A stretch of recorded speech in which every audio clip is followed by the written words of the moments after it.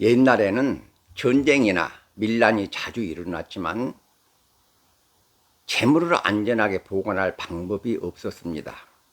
그래서 땅을 파고 항아리를 묻어 항아리 속에 돈이나 보물을 보관했습니다.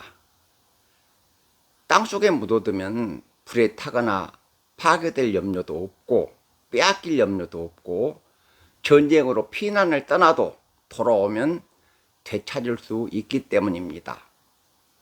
저의 어머니는 일제강점기 시대에 사셨는데 추수를 하면 일본 놈들이 먹을 양식도 남기지 않고 다 빼앗아 갔기 때문에 큰 항아리를 땅속에 묻어 항아리에 곡식을 숨겨 일본 놈들의 약탈을 피했다고 말씀하셨습니다.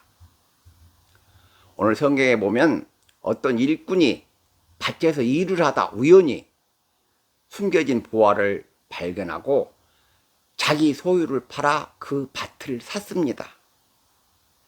보화를 자기 것으로 만들기 위해 밭을 산 것입니다. 밭에 감추인 보화는 천국과 구원의 진리를 상징합니다. 오늘은 밭에 감추인 보화라는 제목으로 말씀을 강론하겠습니다. 마태복음 13장 44절의 말씀입니다. 첫째, 보화가 감추어져 있는 것은 천국과 구원의 진리는 숨겨져 있다는 뜻입니다. 사람들이 왜 하나님과 예수를 반대하느냐? 예수를 믿어야 죄에서 구원받고 천국에 들어가는 구원의 진리를 알지 못하기 때문입니다. 천국과 구원의 진리는 감추어져 있습니다. 천국과 구원의 진리가 왜 감추어져 있느냐? 교만한 자와 위선자들을 걸러내기 위해서입니다. 만약에 천국과 지옥을 보여준다면 악한 자나 위선자나 다 예수를 믿는다고 할 것입니다. 그래서 천국과 구원의 진리를 숨겨두고 믿고 순종한 자만 천국과 구원의 진리를 깨닫게 하신 것입니다. 다음으로 천국과 구원의 진리는 이 세상에 속한 진리가 아니기 때문에 인간의 지혜와 능력으로는 깨달을 수도 없고 이해할 수도 없습니다. 그래서 하나님께서 영안을 열어주셔야 천국을 보고 하나님께서 깨달음을 주시고 지혜를 주셔야 구원의 진리를 깨닫게 되는 것입니다. 하나님은 어떤 사람에게 천국과 구원의 진리를 깨닫게 하시느냐? 겸손하게 하나님을 믿고 하나님 말씀에 순종하는 사람에게 천국과 구원의 진리를 깨닫게 하십니다.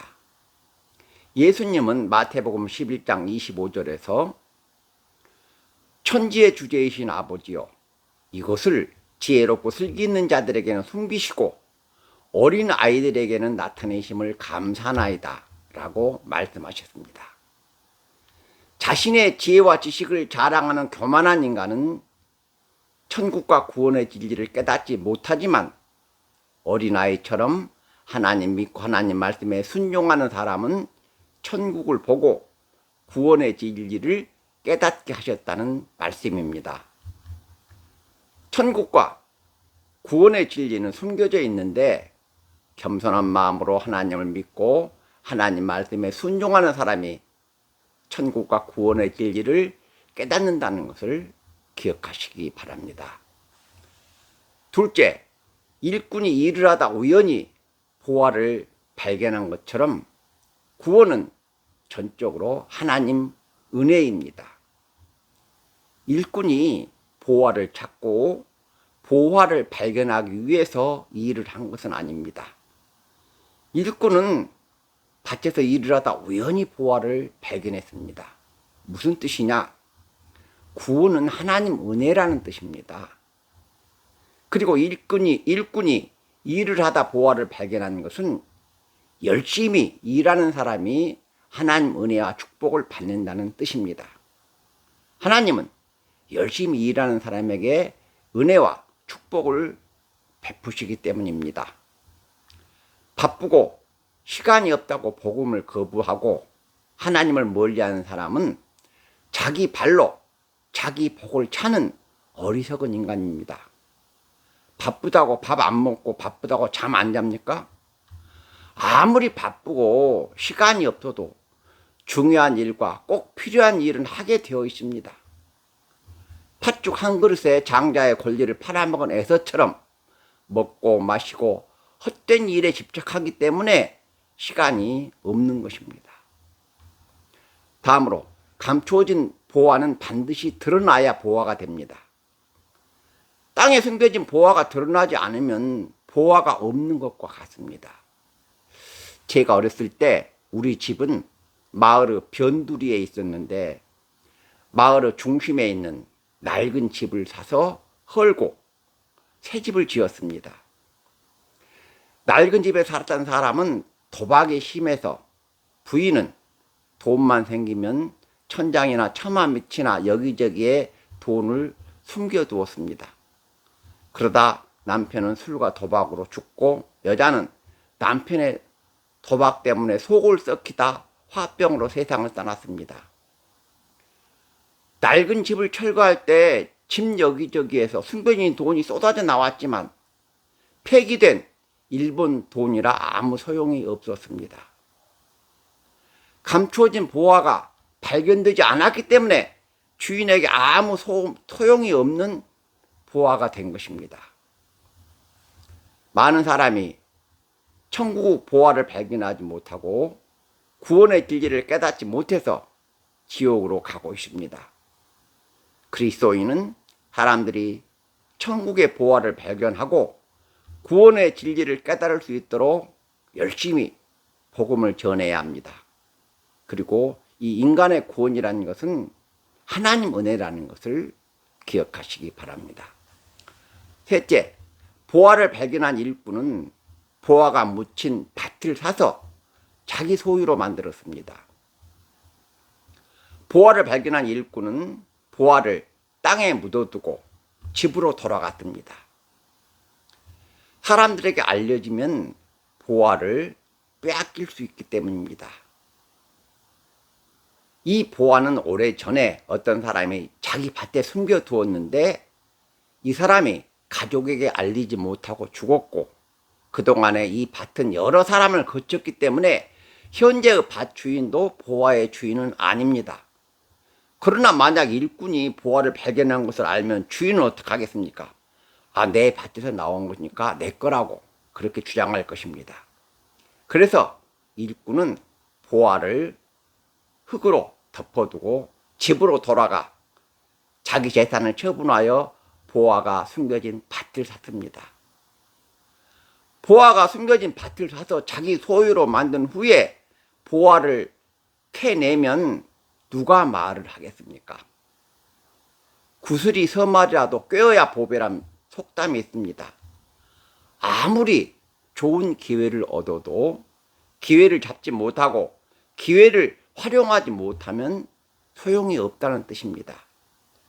일꾼이 자기 소유를 다 팔아 보화가 묻힌 밭을 산 것처럼 그리스도인은 천국의 영생 복락을 위해 모든 것을 바쳐서 절벽 투구하는 지혜로운 사람이 되어야 합니다. 우리 인간에게 천국과 영생보다 더 큰 보화는 없기 때문입니다. 사람이 이성의 눈을 떠서 누구를 사랑하고 누구 사랑을 받는 존재가 되었다고 느낄 때 인생이 얼마나 풍요로워집니까?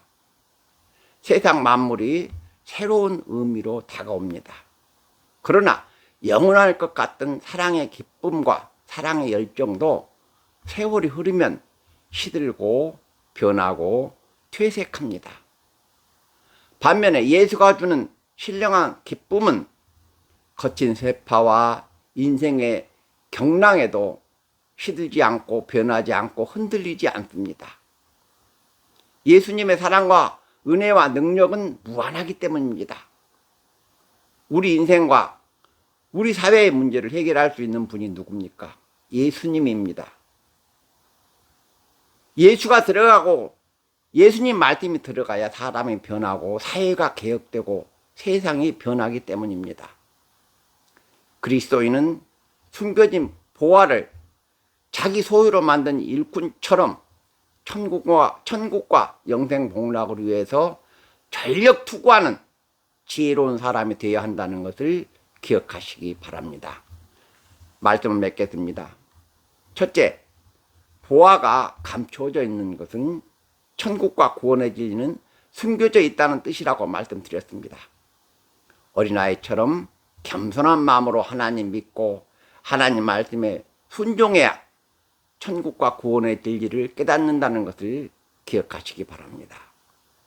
둘째, 일꾼이 밭에서 일을 하다 우연히 보화를 발견한 것은 구원은 전적으로 하나님 은혜라는 뜻이 있다고 말씀드렸습니다.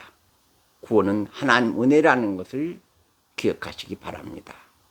셋째, 보화를 발견한 일꾼은 보화를 자기 소유로 만들기 위해 보화가 묻힌 밭을 샀습니다. 보화를 발견한 일꾼처럼 천국과 영생복락을 위해서 전력 투구하시는 성도 여러분이 되시기를 주님의 이름으로 축원합니다.